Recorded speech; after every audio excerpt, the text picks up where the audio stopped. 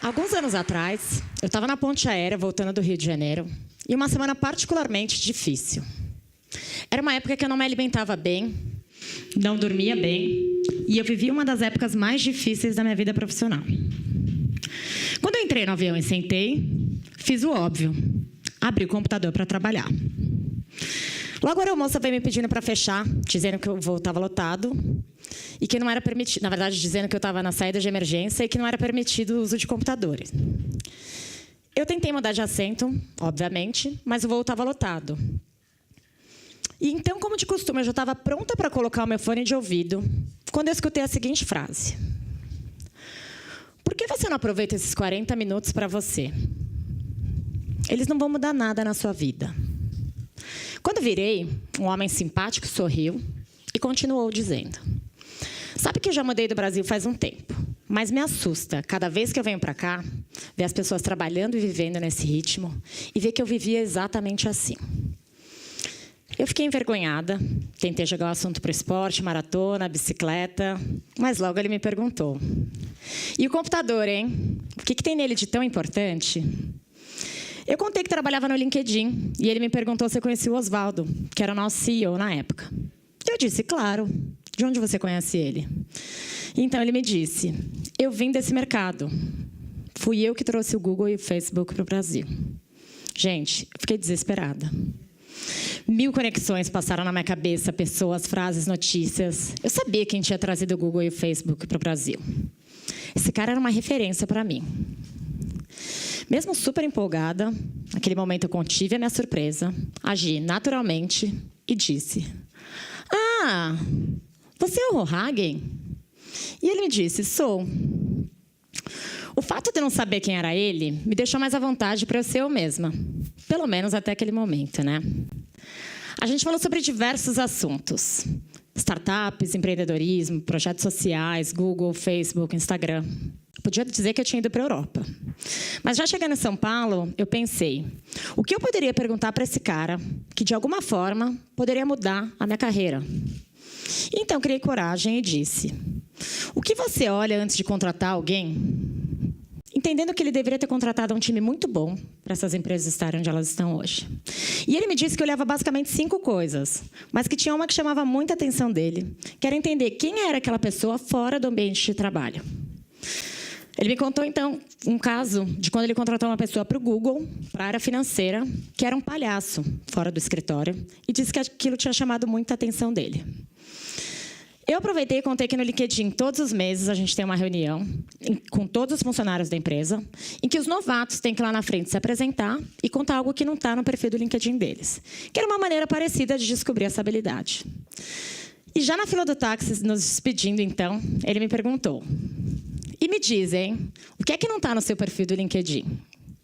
Eu fiquei um pouco sem graça, não sabia muito o que falar, e acabei contando sobre um hobby novo que eu tinha na época, e disse que era DJ. O que eu não podia imaginar é que ele ia virar super empolgado e dizer: mentira, eu também sou DJ. E foi nesse dia, no caminho de volta para casa, que eu comecei a pensar sobre o profissional do futuro. Na verdade, mais ainda sobre eu, como uma profissional do futuro. Não é novidade para ninguém que a tecnologia está mudando o mundo e nos levando para um futuro ainda desconhecido. Nos próximos anos, a inteligência artificial vai excluir centenas de milhares de pessoas do mercado de trabalho. E esse é um problema em escala global que vai afetar a economia de todos os países. E se, por um lado, já existe um movimento para esse assunto, me assusta ver que a maioria das pessoas não fazem ideia sequer do tamanho dessa ruptura tecnológica que está para acontecer. E eu não estou falando de algo que vai acontecer daqui a 200 anos. É uma mudança que já começou e vai se intensificar demais nos próximos 10 ou 20 anos. A substituição de emprego por robôs e softwares tem sido tema de diversos estudos. E um deles, da Universidade de Oxford, aponta que aproximadamente 47% dos empregos tendem a desaparecer nos próximos 20 anos. E aqui eu não estou falando só de motoristas, operadores de telemarketing e corretores. Professores, médicos e advogados também estão nessa lista. Atualmente, um site chamado WebMD, que é uma coleção de sites de saúde em que as pessoas podem fazer consultas online, recebe mais visitas do que todos os médicos dos Estados Unidos. Já no mundo das disputas judiciais, todos os anos, mais de 60 milhões de desacordos entre comerciantes do eBay são resolvidos através de resolução de disputas online, ou seja, robôs, ao invés de advogados e juízes. E se a gente pensa que só nós, profissionais, vamos ser transformados em robôs, o Vaticano concedeu a primeira licença digital a um aplicativo chamado Confissão, que vai ajudar as pessoas a se prepararem para se confessar. E eu fico imaginando como será que vai ser se confessar para um robô padre. Pois é. Se de um lado a gente tem esses milhões de empregos desaparecendo, é claro que diante dessa nova economia, muitos novos empregos vão surgir. Mas existe um ponto importante aqui. Se a gente olhar para a trajetória da Revolução Industrial, quando os humanos foram substituídos pelas máquinas, isso geralmente aconteceu em trabalhos de baixa qualificação. Quando a gente não precisava mais dos trabalhadores agrícolas, que representavam 80% do mercado de trabalho na época, eles passaram a ocupar as vagas nas indústrias que estavam surgindo. Ou seja, eles deixaram de arar a terra e passaram a apertar parafusos nas linhas de montagem. Quando esses empregos das linhas de montagem começaram a ser automatizados também, eles passaram da linha de montagem para serviços de baixa qualificação, que é onde essas pessoas estão hoje. Ou seja, até aqui a gente sempre deu um jeito, né? Agora, quando as pessoas dizem que haverá novos empregos do futuro, e que os humanos podem ser melhores do que a inteligência artificial, e que os humanos podem ser melhores do que os robôs, essas pessoas geralmente pensam em trabalhos de alta qualificação, como pessoas que vão trabalhar com robótica, com gamificação, com realidade aumentada. Eu não vejo como motorista de caminhão desempregado, aos 50 anos, que perdeu seu emprego para veículos autônomos, nem como um caixa de supermercado que não teve oportunidade de estudo, vai se reinventar diante desses empregos do futuro, que vão exigir uma alta qualificação. E isso faz com que o mundo caminhe para uma desigualdade jamais vista antes, uma vez que os mais afetados serão essas pessoas, de baixa qualificação e de baixa renda. E aí, o que a gente faz com tanta gente que vai ficar sem emprego? Muita gente diz que a solução para isso é a possibilidade de se criar uma renda básica universal, ou seja, oferecer uma renda básica para qualquer adulto, independente dessa pessoa trabalhar ou não. Eu confesso que eu fiquei um pouco chocada a primeira vez que eu ouvi falar nesse assunto, mas ele vem ganhando cada vez mais novos adeptos, inclusive grandes nomes do Vale do Silício, como Mark Zuckerberg e Elon Musk.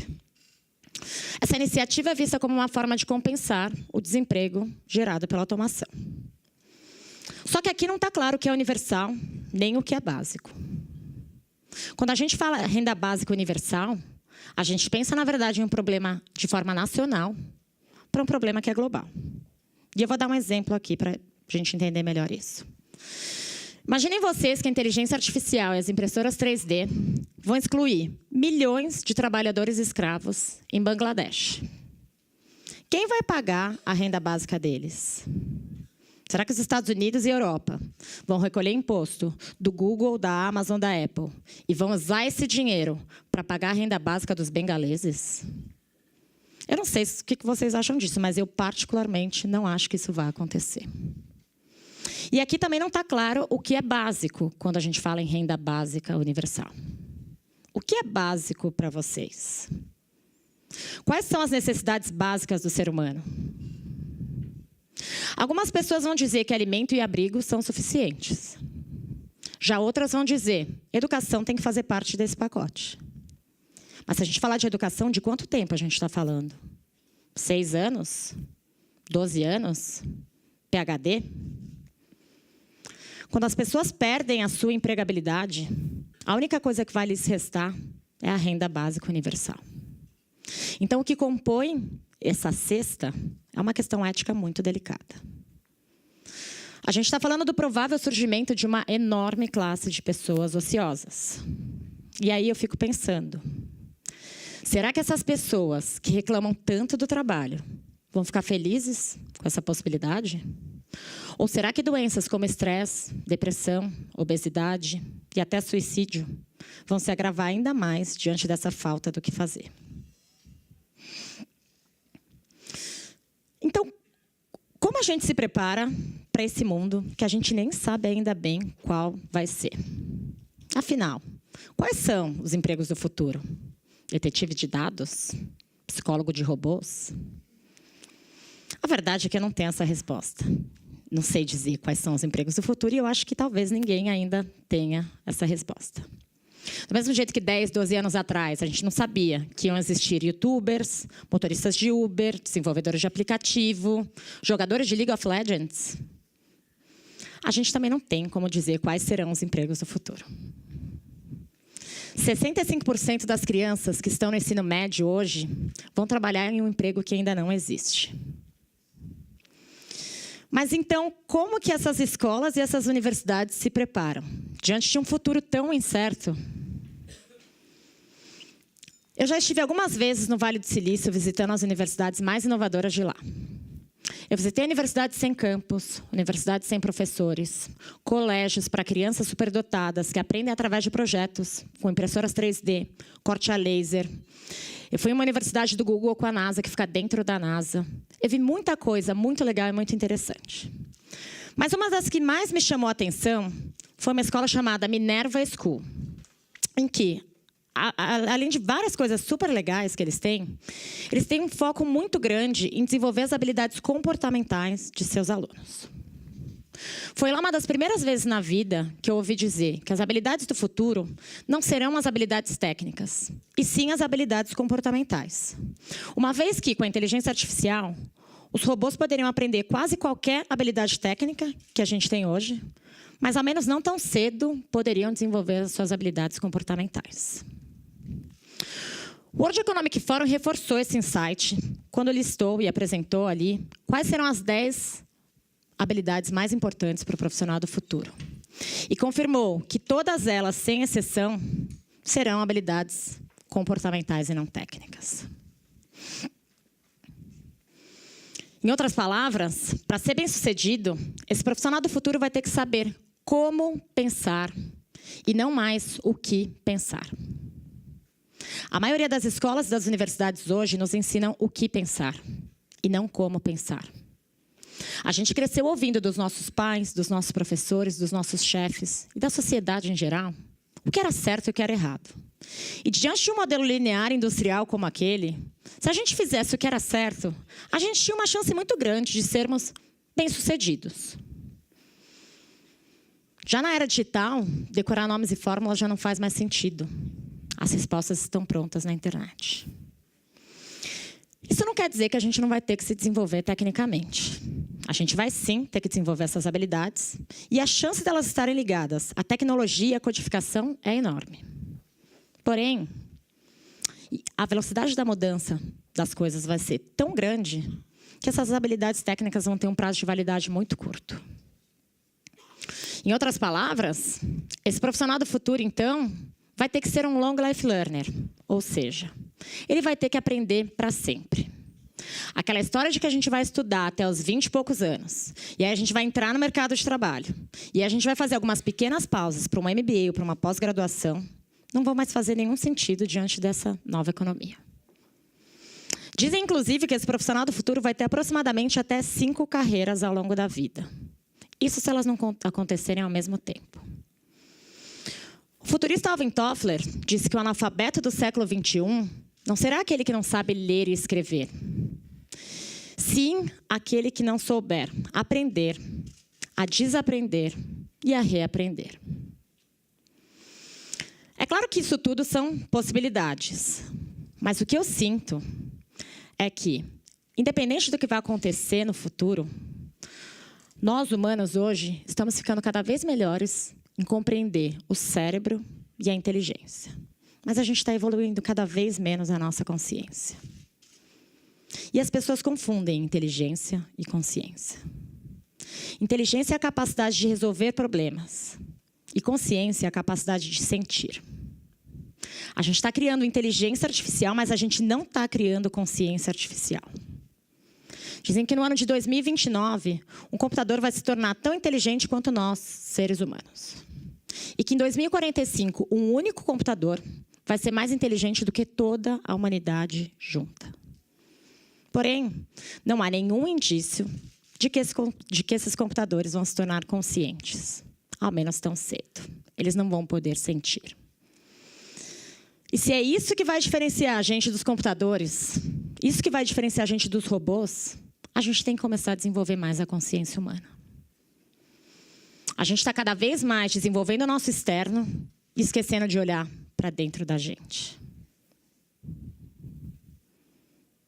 Cada vez mais nos é cobrado que a gente seja o melhor profissional, o mais bem-sucedido, o mais inteligente, o mais competitivo. Mas ninguém ensina a gente a lidar com as nossas emoções. E se a gente não aprender e não entender que a felicidade não está em ter, e sim em ser, a gente vai continuar criando mais e mais robôs humanos. Pois não é preciso ser um robô para agir como um. Então, hoje, quando eu penso, quem será o profissional do futuro? Quem serei eu como profissional do futuro? Para mim, o profissional do futuro vai sim desenvolver as habilidades externas. Mas se ele não desenvolver os skills internos e conseguir equilibrar isso dentro dele, a chance dele viver uma vida medíocre e infeliz será muito grande. Em outras palavras, o ser humano, o profissional do futuro, nada mais é do que um ser humano do futuro. E hoje, quando me perguntam o que é que não está no meu perfil do LinkedIn, eu digo que, além de ser DJ, eu venho acordando de anos em que eu vivi anestesiada. Eu levei anos para perceber que eu era uma perfeita ninguém. Que eu respondia à demanda da sociedade, às demandas do meu trabalho, às demandas da minha família, menos as minhas. Até porque eu não tinha a menor ideia de quais eram as minhas próprias vontades, senão atender às expectativas dos outros. E hoje, quando me perguntam o que é que me fez acordar de tudo isso, foi o amor. O amor em perceber, descobrir e aceitar a beleza das minhas próprias imperfeições. E vocês? O que é que não está no seu perfil do LinkedIn? Obrigada.